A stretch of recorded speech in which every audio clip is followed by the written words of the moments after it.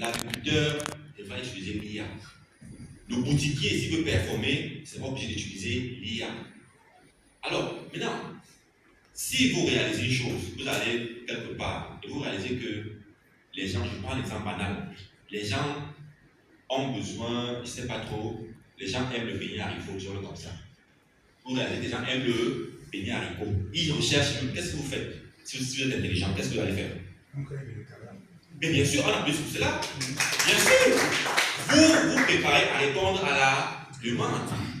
Et c'est ce que nous sommes en train de vivre avec l'IA aujourd'hui. Parce que la plupart sont venus à la conférence pour savoir comment utiliser l'IA. C'est bien beau, mais ce n'est pas ça l'objectif ou bien la finalité.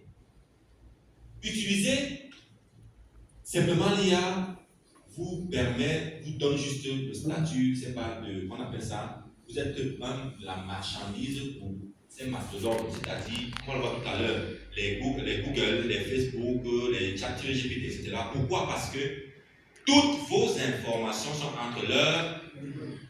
C'est ça l'enjeu. Et c'est pourquoi je dis que si vous comprenez, si vous avez compris cette conférence, vous devez absolument prendre une décision avant de sortir ici. Donc, on ne va pas, comme je dis, le temps ne tient pas la gorge, on va aller rapidement. Donc, l'IA sera partout et entre 2030 et 2035, les copies numériques, donc c'est-à-dire, vous, chacun d'entre nous aura sa version numérique. Que vous le vouliez ou pas, ça va venir. La preuve, quand vous interagissez avec ChatGPT, n'est-ce pas? Demandez un peu à ChatGPT ce qu'il sait de vous. Il va tout vous dire. Ça, c'est votre version numérique. Sauf que cette version numérique, c'est la propriété de OpenAI. Hein? L'entreprise qui est derrière ChatGPT, c'est là le problème. Le jour que OpenAI dit, bon, j'ai appuyé sur le bouton, vous n'avez plus droit, vous n'avez plus accès à ChatGPT, mais vos informations restent là-bas. C'est là le piège. Et en ce moment, toutes les entreprises, du moins c'est les États-Unis qui ont le monopole. Parce que même les cartes, les outils que nous utilisons, la plupart, n'est-ce pas, même les appareils même, sont produits, sont fabriqués par les entreprises américaines. Donc ça veut dire qu'ils ont le monopole, ils ont tout, comme en ce moment avec Google, etc., etc. Et quand vous êtes une marchandise pour les autres, bien, vous êtes simplement esclave. C'est tout. C'est tout. Et c'est le problème auquel donc s'attaque DJU. C'est-à-dire, on peut développer une alternative, c'est-à-dire créer des appareils qui fonctionnent autrement. Au lieu des appareils qui collectent des informations pour donner à d'autres personnes, on crée des appareils qui collectent vos propres informations et vous les gardez. De telle manière que si vous êtes, je ne sais pas trop, vous êtes architecte, par exemple, vous êtes architecte. Un architecte peut, dans la vie réelle, n'est-ce pas, peut interagir, je ne sais pas, peut-être avec 500 personnes. Je prends l'exemple. C'est-à-dire qu'il est connu, il peut vendre ses compétences à 500 personnes dans le monde. Mais si il a une copie numérique de lui avec ses propres données, n'est-ce pas, il est capable de vendre, d'interagir avec des milliards de personnes. Ça fait beaucoup d'argent. C'est pourquoi je vous dire que c'est une possibilité d'avoir de l'argent. Et je ne sais pas si vous comprenez un peu bien, je vais encore reprendre l'exemple là. Imaginez que vous êtes un architecte, vous devez livrer des plans, des maisons à des clients, n'est-ce pas? Dans la vie réelle, il est possible, vous pouvez être en compte avec peut-être 500 personnes à qui vous pouvez donner votre marchandise, n'est-ce pas? Maintenant, si vous avez une copie numérique, cette copie numérique, n'est-ce pas, va interagir avec des milliards de copies numériques dans le monde. De telle manière que lorsque ces clients-là auront besoin de vos compétences, ils vont vous demander l'accès. Vous allez leur vendre, simplement. Donc, 100 personnes, je suis capable d'en vendre à 1000 personnes. Et en plus, cela reste encore, c'est ma propriété. On va encore aller plus loin tout à l'heure, parce que lorsqu'on parle de l'immortalité numérique.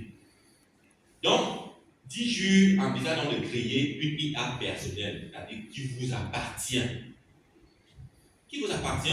Et si vous avez votre IA, il a son IA, tout le monde, chacun son IA, ça devient donc un réseau.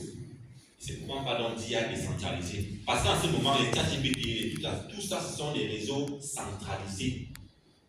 Vos informations ne vous appartiennent pas. Imaginez que vous marchez en route, vous admirez tellement une très belle chaussure. Après quelques minutes, dans votre téléphone, on vous pose des publicités de voitures et autres de chaussures. Posez-vous la question, qu'est-ce qui s'est passé? Vous tapez sur Google. Je recherche peut-être un canapé. Donc, vous faites une recherche sur le canapé. Après, vous allez sur Facebook, on vous propose des publicités parlant des canapés. Mais posez-vous la question, qu'est-ce qui s'est passé? Est-ce que Facebook a quoi à voir avec Google? Mais simplement parce que les deux ont des informations qui se vendent entre eux. Et vous devez dans la marchandise. Donc, la course n'est pas absolument d'abord à comment manipuler, comment utiliser l'IA. Non. La course est d'abord à quoi? À posséder, à s'approprier, à posséder. Je fais le mot. Alors, regardez très bien cette image.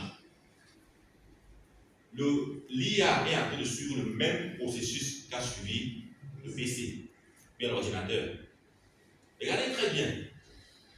Avant l'ordinateur, avant d'être sur ma table aujourd'hui, l'ordinateur c'était la propriété des entreprises, des gouvernements d'abord, parce que les gouvernements avaient plus d'argent, d'accord? Plus de moyens. Ensuite, c'est accessible aux entreprises, parce que les entreprises avaient des moyens pour pouvoir générer des revenus. Ensuite, les spécialistes, c'est-à-dire les chercheurs, les scientifiques, pour pouvoir analyser les données, n'est-ce pas? Avant maintenant que ça soit accessible à vous et moi, comme c'est sur ma table là. C'est la même chose avec l'IA aujourd'hui. On a commencé les gouvernements, ensuite les entreprises, ensuite, après les spécialistes. Et là, on est en train d'aller vers les l'IA individuels. Et là, j'ai mis encore sur mon exemple le bénétariat. Lorsque vous voyez que les gens ont besoin des beignets, qu'est-ce que vous faites? Est-ce que vous commencez à désirer, à chercher les beignets, ou alors vous cherchez plutôt à leur proposer ces beignets-là? C'est la même chose qui se passe en ce moment.